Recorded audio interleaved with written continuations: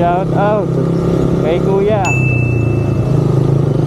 ang bodybuilder ng Kanaman, Mark Conan Vale. Ingat ka lagi, ride safe, and God bless.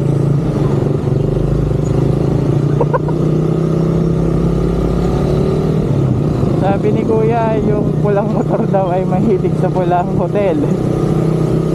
Siguro lagi dun si Loverboy ng Naga City.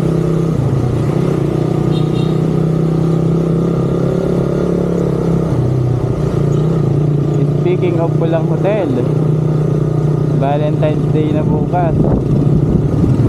Happy Valentine's Day sa lahat. At sigurado makikita nyo na naman yung pulang hotel na natutumba.